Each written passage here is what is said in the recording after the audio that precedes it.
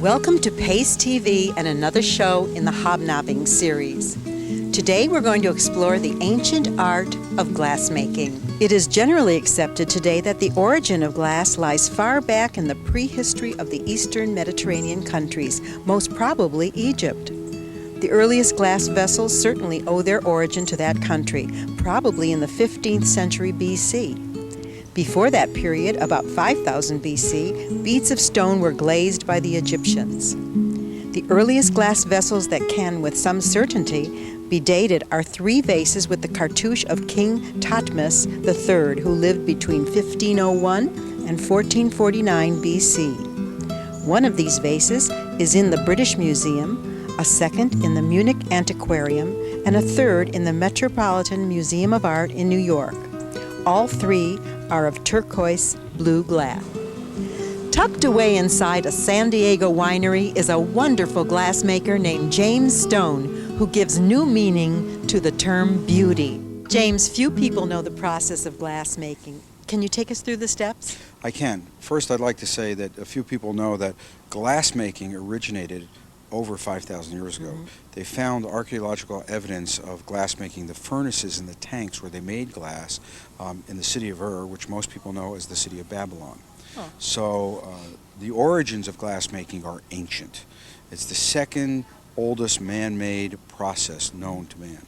I discovered this wonderful history of glass that I'm now doing more and more research on, because I'm just very curious how one process could last for 5,000 years. Yeah. The same process, the same way. People are amazed when I really, this is the honest truth, if you look at the tools we use today, those tools are very similar to the tools they used 3,000 years ago. And what's very interesting is glassmaking today has not appreciably changed from glassmaking 5,000 years ago.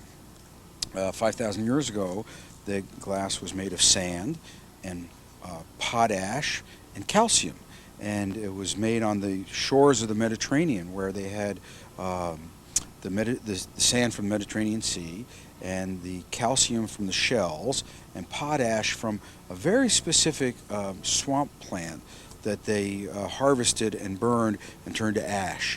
And very interestingly enough, 5,000 years ago, they were able to make glass at about 900 degrees. Today, the chemical formula has changed a little bit. We do it the same way. We start with sand, and we mix it with potash and calcium. And today, a few other minor minerals that we use to make it flux easier and flow easier, and give it a little more working time. But it's basically the same recipe. And we now cook glass at about 2150 degrees. So it's about twice the temperature. And of course the quality of the glass has greatly improved. In those days they didn't have, 5,000 years ago, they didn't have sifters, and they didn't have ways to pull out the impurities. They had no way to test to make sure that the potash, the consistency of the potash was the same, the consistency of the calcium was the same. They ground up shells, but they didn't know that some shells have more calcium in them than others. But today it's a lot more pure. Tell us about some of the tools that's used, the metal tools. Well, let's start with the wood tools, because long before metal tools, there were wood tools. And glass has developed in about 3 or 4 historiographical and history periods. Prior to the Copper Age, there were no metal tools. They made glass entirely with wood tools and sand, and it was cast, and it was a kiln, it was a sand formed. When the Copper Age came around, and they used wood, they actually made tools with wood, and if you keep the wood wet, it doesn't burn all the way. It burns part way. You get a carbon layer, and the carbon layer actually protects the wood, and it also won't stick to the glass. Carbon won't stick to glass. So they used wooden tools for shaping, and they had no blowpipes. They dripped the glass onto a core of sand. It was called core forming. Well, the Copper Age came along, and they started to have a few tools that they could poke and shape with, and copper rods to put their sand cores on. Then, of course, the next big step in the evolution of the technology was the Bronze Age, when they actually developed a blowpipe, because they were able to make bronze, and then they could dip that into the glass and actually blow glass. So it was the dawn of the Bronze Age that actually saw the development of glass blowing as we know it today. Tell Okay. us about this tool. This is a pair of jacks. This is the most important tool, single most important tool in glass blowing, because it's used, it's like a multi-function tool. It's used for shaping the glass. You can use the backside for cooling, spot cooling the glass, and most importantly, you use this to make a little mark on the glass for when you transfer the glass from the blow pipe to the punty, so you can finish the opening end. And this particular pair of jacks is made in Italy by a family that's been blowing glass for 1,000 years. So So it has multifunctions. multifunctions, and it's just a wonderful tool. It feels nice in your hand, and it when your glass is nice and hot, it just kind of becomes one with the glass because of the way it's curved and shaped. And it's hard to tell until you use it, but this edge has a certain shape to it, and the type of steel. Nobody really knows what the formulation of this steel is because it's a family secret. Oh. And glass making for all of history is full of secrets, family secrets. Okay. The next most important tool is a pair of tweezers. And again, just like what you use to pick your eyebrows, these ones go back thousands of years. This is exactly what they looked like 1,000 years ago. Okay. So it's an ancient art that there's been no really big new developments. There have been some technology developments. We have better furnaces and ovens. We're much more efficient with the use of our fuel. But like the hand tools are exactly the same. I have a pair of, these are what's known as diamond shears. They can make a kind of a diamond shape here. And a lot of times you use these if you have a big lump of glass that you need to cut. You reach in and you cut it. And use these diamond shears, and on the end it's got something to hold your blowpipe when you have to move your blowpipe the hot end, or you can pick. It's got a little tiny bit, you can pick little tiny things out of things and put little tiny things on. So these are all made out of what kind of materials? These are all made out of steel, and the ones that come from Italy are a formula of steel that is only found in Italian glassblowing families. This looks like a spatula. It is, and this is a wonderful tool. It's one of my favorite tools. This is like a spatula. It's a piece of steel. It's about 1/8 of an inch thick. It's got kind of a knife edge. It's not sharp. It won't cut you, but it has a kind of a crisp edge. And you use this when you get a large lump of glass on, and it's running away from you, and you have to get it under control, and you actually just slap the glass, just like you're slapping a baby's bottom, and you slap it into shape. You make it behave itself, or you can use it softly if you want to shape and smooth. Let's talk about the type of kilns that you use. Okay, there's kilns and there's ovens and glory holes. There's 3 major heating devices. The first one is actually a big box that we call the tank or the furnace, and it's a place where you actually make the glass. It can be either powered by natural gas, by propane, or now some of the new technology is they are powering them by electricity, and the electric ones are much more efficient because there's no chimney. If you're burning something, you have to have a chimney to let the carbon dioxide out. If it's electric, it just radiates heat. What about microwave? You know, I've heard about microwave for melting glass, but I've never seen any glass artists do that. I think that happens in industry, but I don't think it's made it to the studio level yet. Right. And so now you have 3 different types of Well, you have furnaces. You have the furnace where you make the glass, and that's where you get the molten pool of glass that we dip into Right. with the pipe. Then you have the glory hole, which is essentially a big drum, like a 50-gallon drum. And the glory hole has a burner, and it does not have a chimney, and it pools up the heat, and it allows you to flash reheat whatever you're working on to make it soft and malleable. So you only put your piece in for about, what, 10, 15 seconds? On that Everyone's a little different. In my own head, I count in my head when I put the piece in to flash reheat it. If I just want to keep it hot enough so it doesn't break, I count to 1003, 1001, 1002, 1003. I see. If I need to get it a little bit hotter because it's been out too long, I go to 5. If I want to get it soft, just a little bit soft, so that I can let gravity do work for me, or just want to look at it, I go to 10. If I want it really soft so it's moving, I'll go to a 20 count. And in my head, it's just like counting out in a song, and the beat of a song, I count out the numbers by 1,000. I see. So, and sometimes I can actually be talking to you and in my head counting out 1,000, 1,000. Like a beat. Yeah, like a beat, Right. like a backbeat. Now you start out with your material. What do you call that? The material that you use for the glass? In my studio, and every studio could be different, in my studio it's batch. A batch? B-A-T-C-H, batch. And that I buy my sand and my calcium and my potash all pre-mixed, because the chances of making a mistake are too great when you're mixing it yourself. If you buy it pre-mixed, it's almost guaranteed to be perfect. And So now you take that batch, Yep. and what do you we do with it? Shovel it into the furnace, 25 pounds at a time. We wait for that 25 pounds to reach about 2,100, 2,200 degrees, and it actually has to boil, just like making a sauce. And you actually have to look at the bubbles. And as it's cooking, the size of the bubbles change. They go from very large to, as it gets closer and closer to being done, the bubbles get smaller and smaller. And you know it's finished when there are no more bubbles. I see. So you have to keep looking in there. And then 3 or 4 hours later, you got to shovel another 25 pounds in, and you do that until it's full. So on days when we make glass, I'm actually here 24 hours. So now here we are. We're going to see a plate being made by a very much acclaimed expert in this field, right?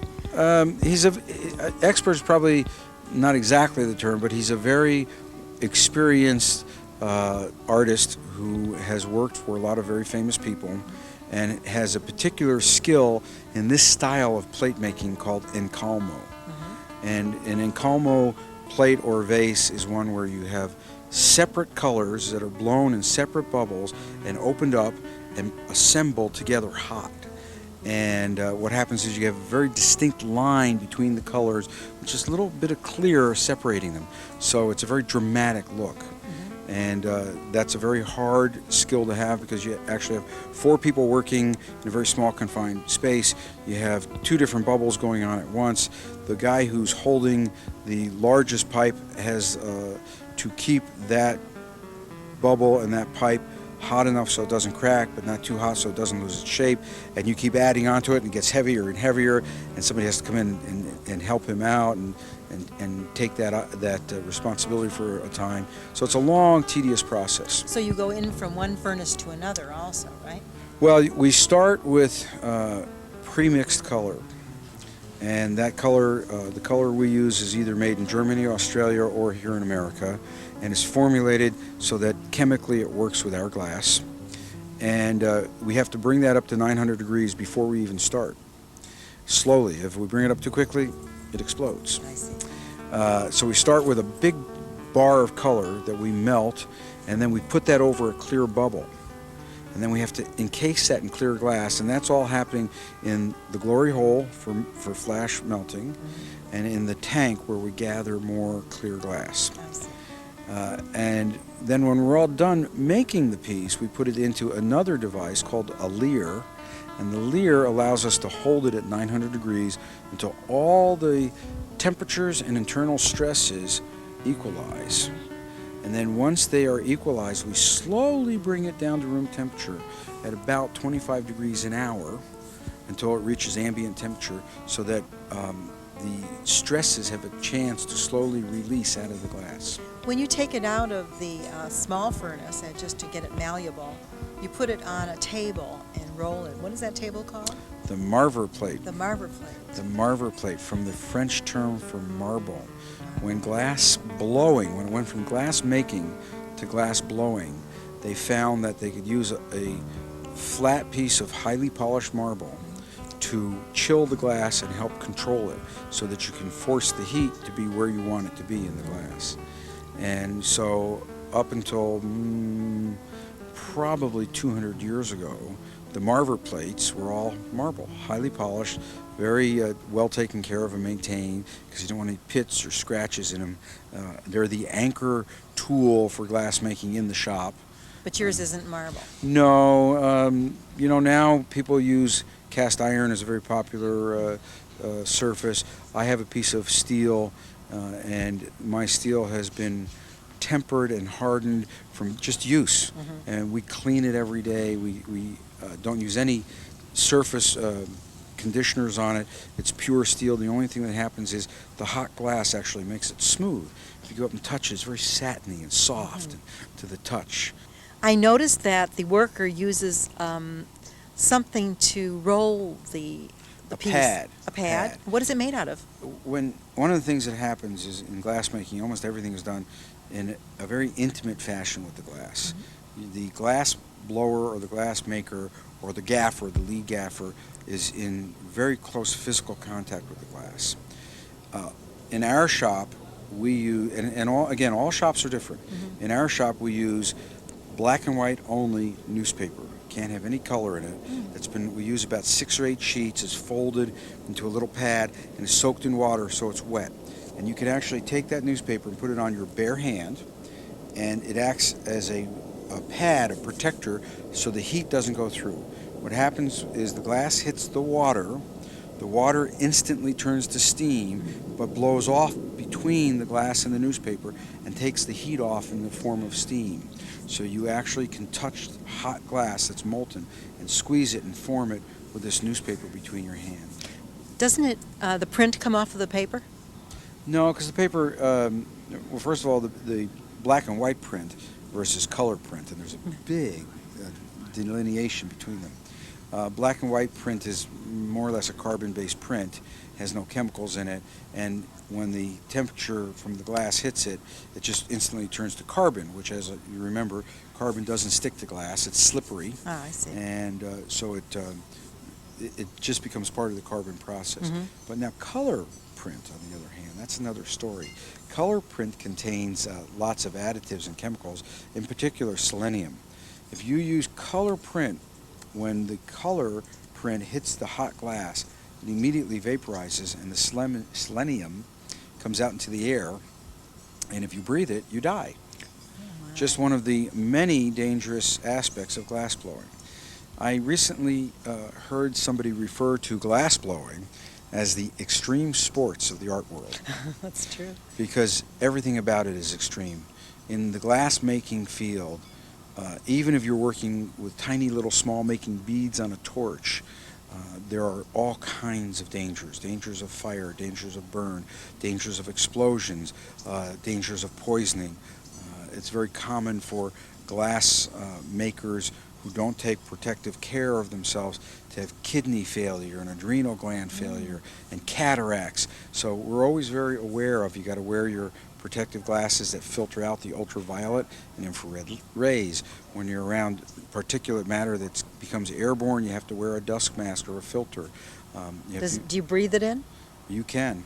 The silicosis is a very common disease that affected glass factory workers before they knew that that particulate matter caused it. So you have to wear a mask? When you're dealing Sometime. with dust. Yeah. Absolutely. Right. Absolutely. And when we put color on, there's 3 different types of color. There's bar color, which is big solid bar, and there's frit, which is bar that's been ground up into various granular sizes, and there's powder, which is bar color that's been ground so fine it's powder.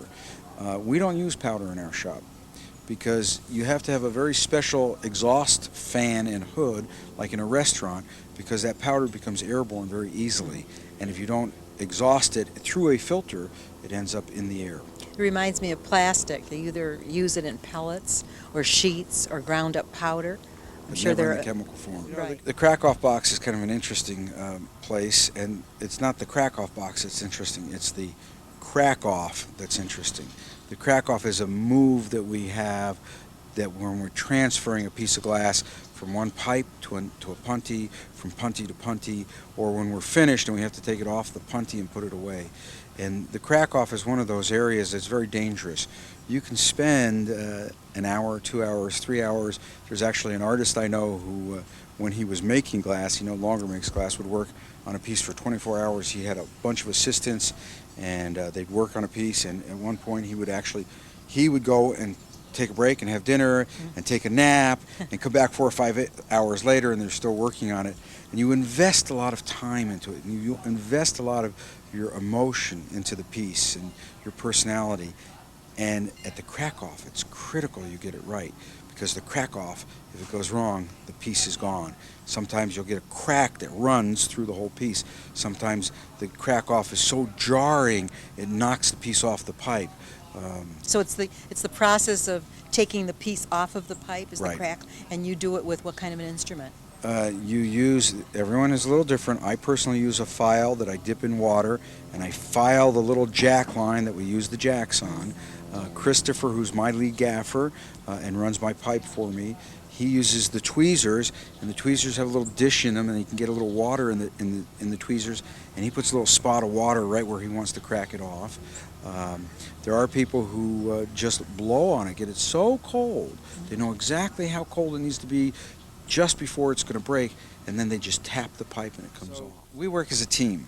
In our shop, the size and caliber of the pieces we make, one person can't blow them themselves. In fact, I have a lot of private students, and my private students, I encourage them to bring their friends to learn to blow with them, because you have to have an assistant to do the crack off, for instance, a reheat sometimes. If you're going to put a little lip wrap on, if you're going to add additional color, if you're doing bit work, which is my favorite style of working, where you have a piece on the pipe and you blow it the way you want it, and then somebody brings you hot bits that you cut on and shape on and turn into things like dragons or seahorses or fish or frogs. This is beautiful, James. Is this your example of bit work? Well, this is an example of the type of work that we do here, and it includes bit work. This is actually a very unusual piece, and it's a composite of about 3 or 4 different techniques. As I told you, I'm very interested in the ancient techniques, and here we combine hot glass with copper. And copper was the first of the industrial ages, the age of copper, the bronze, and the iron age. And copper and glass share a lot of commonality, so I feel very close to it. The bit work we were talking about can be seen as best example in these fish. And the fish is basically a blown bottle. And once you blow the bottle and use some wet newspaper and you flatten it out into the fish shape, an assistant will bring you over little bits of glass that have already been colored, and they're hot. Hot glass sticks to hot glass instantly, and you stick it on and cut off just as much glass as you need, the bit. And then using various tools, you can get various shapes. For instance, the fins, I made my own tool so that my fins are unique. There are lots of people who blow fish, but there's nobody who has fish with fins like mine, because I'm the only one with the tool. My eye tool, I made a special tool that I use to press the eyes on. So I cut the little bit, and I take my tool and I press it into the hot bit while it's still soft, and it gives a very unique eye. And then what really makes these pieces unique is that we combine the bit work and the fish, the blown pieces. Here's a blown bowl, and then over here you can see, if you look carefully, there are some pieces that have been fused, sandblasted, and then reheated and slumped into place. These pieces right Yes, here? these are fan coral. I see. And then, of course, the traditional offhand pieces, which are all these leaves, which are solid. So we combine all the pieces. We make the copper bowls ourselves. We start with a big flat sheet of copper, and we actually go out and back, and we have a stump out and back, a big tree stump, and a 2x4 and a hammer, and these are hammered into shape using nothing more than a tree stump and a 2x4. And you've added water, and you have now a beautiful water fish bowl, or whatever you call it. Well, we call them fish fountains. Fish fountain? And they can be used inside or outside. They are work both places. They have a wonderful sound, and of course, if you're a follower of feng shui, you want water, you want the sound, you want the fish facing one another. So It's just beautiful. I like to do that kind of work. Well, you have to have an assistant. To do the large pieces, like the Encolmo piece we're going to do, you actually need a number of assistants, and it's like a choreographed dance. We use 4 assistants for the large pieces. Christopher's the lead gaffer, and he's responsible for the safety of the piece, for the blowing of the piece, for the shaping of the piece. He has his gaffer's assistant, which is Luke. He's a large guy. He's very big. We have him because he's physically very strong. He can handle anything. And he does reheats for Christopher. Actually picks the piece up and carries it to the glory hole and does the reheats and carries it back. He backs Christopher up as a second. If Christopher gets tired and Christopher needs somebody to turn it, he'll turn the piece for him. Then there's a floor assistant, which is Brian, and Brian does some shielding with the wooden paddles to make sure nobody gets burned. He opens and closes the doors. When we need somebody to blow on the end of the pipe while we're shaping it and rolling it at the same time, he'll do that. Why does he do that? Well, because it's much more efficient if you have somebody to blow while you roll and shape. Is it cool off something inside? No, it actually blows the piece out. Oh, makes it's it actually larger. He's I actually see. blowing it out. I thought he was cooling it. Not at all. If we didn't have Brian to blow, then Christopher would have to shape it a little bit. Then he'd have to kind of get to the end of the pipe and blow a little bit. Oh, I see. Then he'd have to move it back, and by that time it's cold. So then he's got to go reheat it, bring it back and shape it a little bit, then blow it a little bit. But with Brian, if Brian's blowing while Christopher's shaping and blows it right into that piece of newspaper, and Christopher can get the exact shape that we're at. My role in the team is I'm like the conductor. I design the pieces, I pick the colors, I discuss with Christopher and the team how we're going to make it, and then some would call it micromanage, but I actually think I'm responsible for the fine details of getting the piece made, and I direct the team on the floor. I also can do any of the jobs that are there that all of my assistants do and my gaffer does, but when you're working as a team, you have to have one leader to lead the team in concert to make a beautiful song. Right, and you do it so well. The art of glassmaking, another interesting hobby for you to consider on Hobnobbing.